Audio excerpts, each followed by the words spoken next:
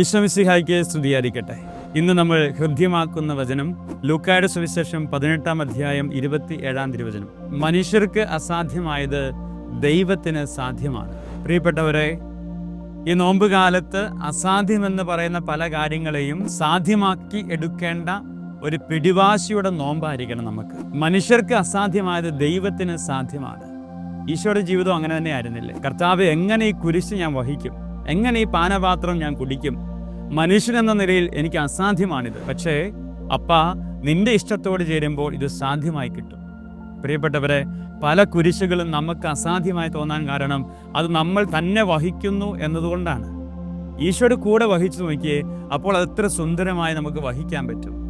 പരിശുദ്ധാത്മാവ് നിറഞ്ഞ് വഹിച്ചു നോക്കിയേ, അപ്പോൾ ഇത്ര ധൈര്യത്തോടെ നമുക്കതിനെ അതിജീവിക്കാൻ പറ്റും. മനുഷ്യർക്ക് അസാധ്യമാണ്. മനുഷ്യബുദ്ധിയിൽ അസാധ്യമായതെല്ലാം ദൈവബുദ്ധിയിൽ സാധ്യമാക്കി കിട്ടും. ഈ വചനത്തെ ഇന്ന് നമുക്ക് ഹൃദ്യമാക്കാം. ഈ വചനത്തെ മറ്റുള്ളവരിലേക്ക് പങ്കുവെക്കാം. അങ്ങനെ ഈ വചനം ആവർത്തിച്ച് നമ്മുടെ നിയോഗങ്ങളോട് ചേർത്ത് വെച്ചുകൊണ്ട് ഇന്ന് നമുക്ക് പഠിക്കാം. 51-ാമത്തെ ദിവസം നമ്മുടെ ജീവിതത്തിൽ അസാധ്യമെന്ന് തോന്നുന്ന ഒരു സാധ്യതയെ ഈശോ സാധ്യതയാക്കി മാറ്റണം.